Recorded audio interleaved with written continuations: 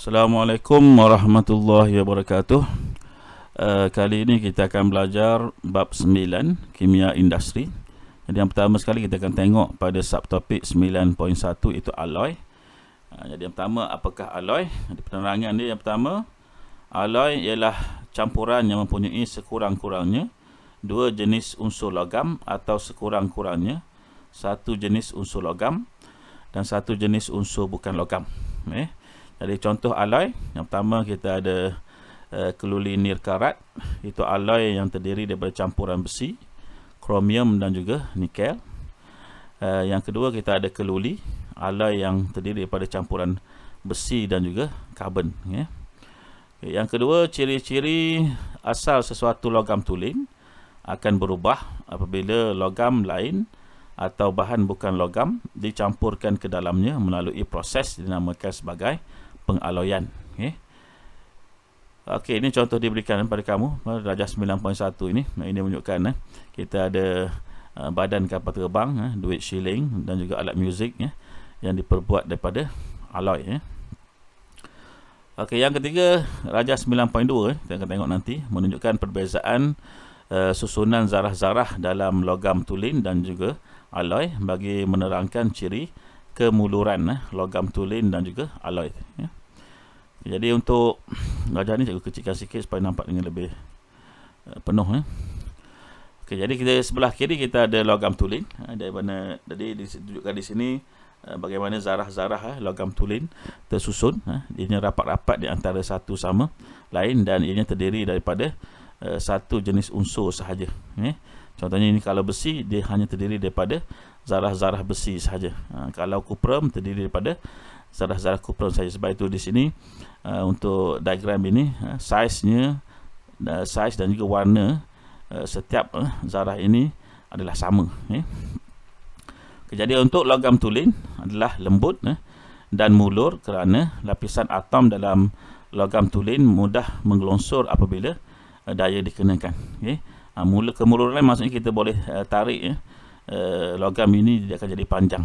Contohnya kalau kita buat dawai, kita buat dawai.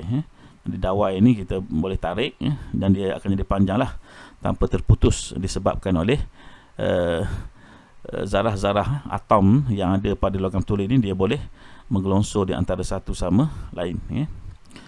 Okey, manakala untuk alloy pula, ini gambar rajah dia, diagram dia.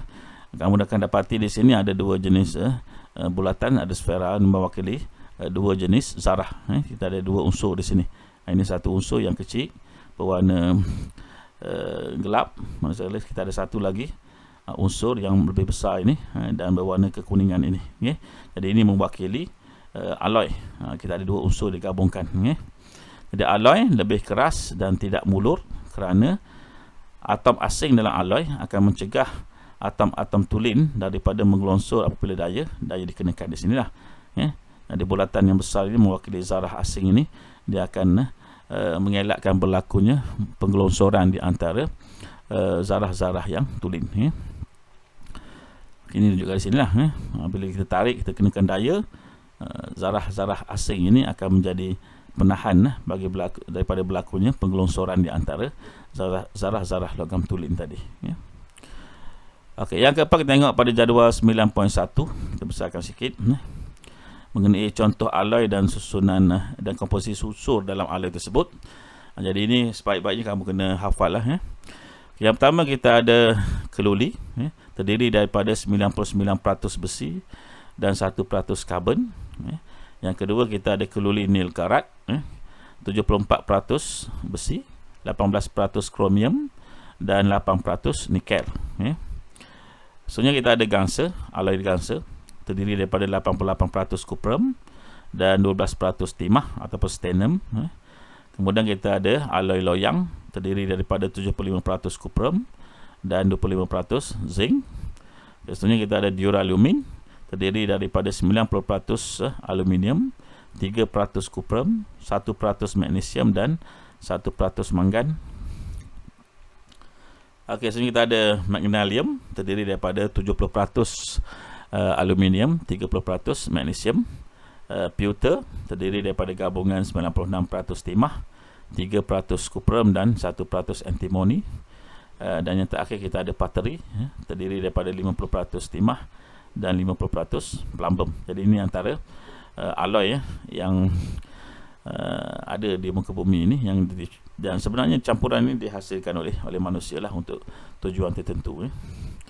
Yang kelima, secara umumnya alloy mempunyai ciri-ciri dalam rajah 9.3 ni. Kita tengok yang pertama, mempunyai permukaan yang lebih licin berbanding dengan bahan tulen.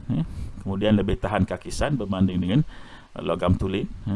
Lebih berkilat, lebih keras dan juga lebih cantik. Jadi ini juga antara sebab kenapa manusia mencipta alloy. Okey, selanjutnya kita tengok membandingkan ciri alloy dengan logam tulennya.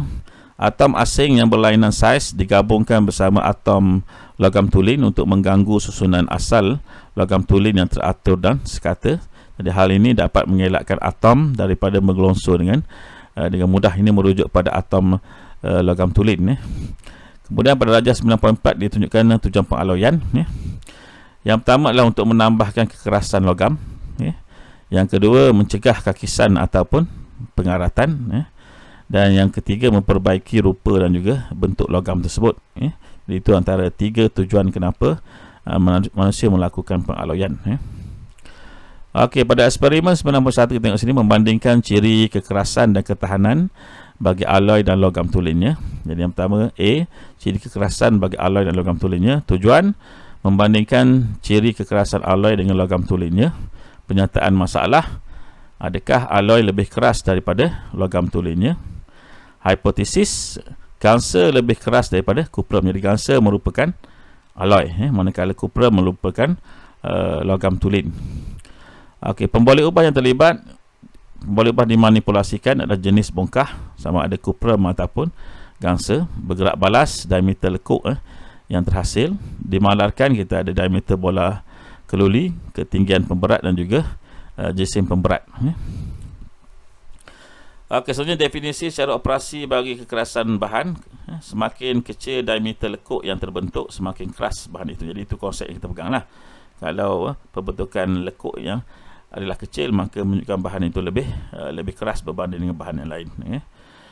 Okey, bahan dan radas yang akan kita gunakan: bongkah kuprum, bongkah gangsa, pita selofan, pembaris meter pemberat 1 kg, kaki retot dengan 2 pengapit, benang, bola keluli dan juga angkup vernier.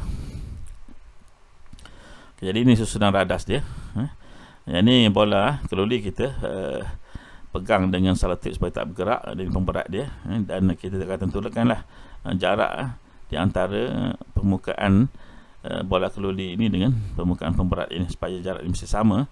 Jadi bila sama, kita akan hasilkan daya yang sama lah, sebab daya merujuk kepada jisim pemberat didarabkan dengan tarikan graviti. Okey, penerangan prosedur. Yang pertama, sebiji bola keluli dilekatkan pada permukaan bongkah kuprum dengan pita selofan. Ini bongkah kelulinya. Okey, kemudian yang kedua, susunan radas pertunjukan dan rajah 9.5 disediakan. Yang ketiga, pemberat 1 kg dilepaskan pada ketinggian 50 cm dari permukaan bongkah kuprum supaya jatuh ke atas bola keluli tersebut. Ini pemberat jatuh pada bola keluli dan dia akan membentuk lekukan pada bongkah kuprum. Okay, yang keempat, bola keluli dikeluarkan dari bongkah kuprum. Diameter lekuk yang terbentuk pada bongkah kuprum diukur dengan menggunakan angkup vernier. Diameter lekuk ini dicatatkan dalam jadual. Yang keenam, langkah 1 hingga 5 diulang sebanyak 2 kali pada permukaan bongkah kuprum yang berlainan. Diameter purata lekuk D dihitung. Dan yang ketujuh, langkah 1 hingga 6 diulang dengan menggunakan bongkah gangsa bagi menggantikan bongkah kuprum tersebut. Dan keputusan yang kita dapat seperti beginilah. Jadi kolom yang pertama untuk pemboleh ubah manipulasi, kita ada jenis bongkah, datanya adalah kuprum dan gangsa. Manakala untuk kolom yang kedua adalah untuk diameter lekukan yang merupakan pemboleh ubah bergerak balas. Jadi kita ambil 3 bacaan, 3 lekukan yang terbentuk pada bongkah kuprum. Kita ada 3.0, 2.9, 2.8. Jadi purata bacaan 3.0 tambah 2.9 tambah 2.8 bahagi 3, kita akan dapat 2.90. Manakala untuk gangsa kita dapat bacaan pertama 2.1, bacaan kedua 2.2, bacaan ketiga 2.1. Jadi kita tambah semuanya 2.1 tambah 2.2 tambah 2.1 bahagi 3, kita dapat bacaan 2.13 ya. Okey, jadi di sini kalau dari segi keputusan kita dapat lihatlah lekukan yang terhasil pada bongkah kuprum lebih kecil daripada lekukan yang terhasil pada bongkah kuprum ya. Di gangsa lekukannya kecil berbanding dengan bongkah kuprum ya. Perbincangan, semakin kecil diameter lekuk, semakin keras bahan binaan bongkah tersebut. Diameter purata lekuk pada bongkah kuprum lebih besar daripada diameter purata lekuk pada bongkah gangsa. Oleh itu gangsa lebih keras daripada kuprum ya. Yang keempat, gangsa terdiri daripada campuran kuprum dan juga timah ya. Yang kelima, atom timah yang ditambah mengganggu susunan atom kuprum dan menyebabkan atom-atom itu tidak mudah menggelongsor dan menjadikannya lebih kuat ya. Jadi kesimpulan hipotesis diterima adalah gangsa lebih keras daripada logam tulen kuprum. Okey, yang kedua, B, ciri ketahanan terhadap kakisan bagi alloy dan juga logam tulen. Tujuan membandingkan ciri ketahanan terhadap kakisan bagi alloy dengan logam tulen. Penyataan masalahnya, adakah kadar kakisan seperti pengaratan antara besi, keluli dan keluli nilkarat berbeza? Hipotesis, kadar pengaratan besi adalah lebih tinggi daripada keluli dan kadar pengaratan keluli adalah lebih tinggi daripada keluli nilkarat ya. Jadi pemboleh ubah kita ada dimanipulasikan jenis paku. Jadi kita akan gunakan paku besi, paku keluli dan juga paku keluli nilkarat. Bergerak balas adalah keamatan warna biru ya. Dimalarkan kepekatan larutan yang digunakan, jangka masa untuk pengaratan berlaku dan juga saiz paku. Okay, jadi ini yang dimalarkan maksudnya faktor-faktor lain selain daripada pemboleh ubah manipulasi yang boleh mempengaruhi pemboleh ubah bergerak balas ya. Jadi definisi saiz operasi bagi pengaratan bahan seperti kadar kakisan, semakin tinggi keamatan warna biru larutan kalium hexacyanoferrat 3, semakin tinggi kadar pengaratan ya. Jadi bahan dan ladas yang akan kita gunakan, paku besi, paku keluli, paku nilkarat larutan agar 2% ya. 2 gram agar dilarutkan dalam 100 cm padu air didih ya. Larutan kalium hexacyanoferrat 3, ini K3 ferrum, ini adalah formula kimia dia. Kemudian kita akan gunakan kertas pasir, tabung uji, rak tabung uji dan juga penunjuk Bunsen ya. Okey, ini kedudukan radas dan bahan yang akan kita gunakan. Ini kita susun macam ni ya. Dalam kita ada 3 tabung uji ya, dia diisikan dengan paku besi. Satu daripada tabung uji diisikan paku besi, satu lagi diisikan dengan paku keluli, dan satu lagi diisikan dengan paku keluli nilkarat ya. Dan mereka direndam dalam larutan agar yang dicampurkan dengan larutan kalium hexacyanoferrat 3 ya. Prosedur, sebanyak 100 cm padu air dididihkan dalam bikar menggunakan penunjuk Bunsen. Apabila air mula mendidih, api dimatikan, kemudian 2 gram serbuk agar dimasukkan dan larutan dikacau sehingga sebati. Sejumlah 10 titik larutan kalium hexacyanoferrat 3 ditambahkan ke dalam larutan agar dan dibiarkan seketika sebelum dituangkan ke dalam 3 tabung uji berlainan ya. Jadi paku besi, paku keluli dan paku keluli nilkarat yang telah digosok dengan kertas pasir dimasukkan ke dalam 3 tabung uji tersebut seperti ditunjukkan dalam rajah 9.6. Jadi semuanya digosok dengan kertas pasir. Yang pertamanya untuk pastikan jika ada karat tersebut dikeluarkan terlebih dahulu ya. Dan juga mengelakkan daripada permukaan paku ini ada benda asing lain yang boleh mempengaruhi eksperimen ya. Yang kelima, semua tabung uji diletakkan di dalam tabung uji dan dibiarkan selama 1 hari. Keamatan warna biru yang terbentuk dalam setiap tabung uji diperhatikan dan dicantakkan dalam jadual ya. Jadi pemerhatian yang sepatutnya kita dapat jadi untuk kolom yang pertama, pemboleh ubah manipulasi, kita ada jenis paku, ada data dia paku besi, paku keluli dan paku keluli nilkarat ya. Kolom yang kedua, kita ada keamatan warna biru ya. Keamatan warna biru untuk kalium hexacyanoferrat 3 tadi ya. Dan ini merupakan pemboleh ubah bergerak balas. Kita ada untuk paku besi, kematan warna biru yang tinggi, paku keluli rendah, paku keluli nir karatnya tiada. Jadi inference kenapa dia berlaku. Paku besi tinggi kematan warna biru kerana banyak berkarat. Paku keluli rendah kerana berkarat sedikit sahaja. Paku keluli nir karat tiada perubahan pada keamatan warna biru kerana tidak ada berlaku pengaratan. Di perbincangan, semakin rendah ketahanan terhadap kakisan, semakin tinggi kadar pengaratan. Jenis paku dan tambah ujian jenis paku dan tambah ujian ditunjukkan. Yang pertama, keamatan warna biru yang paling tinggi paku besi. Keamatan warna biru yang paling rendah adalah paku keluli. Tidak berwarna biru adalah paku keluli nir karat. Jadi yang ketiga, oleh kerana paku keluli nir karat tidak menjadi karat dalam larutan agar dan kalium hexacyanoferrat 3, maka larutan tersebut tidak berwarna biru. Yang keempat, susunan besi, keluli dan juga keluli nir karat mengikut ketahanan terhadap kakisan dalam tertib naik adalah seperti berikut.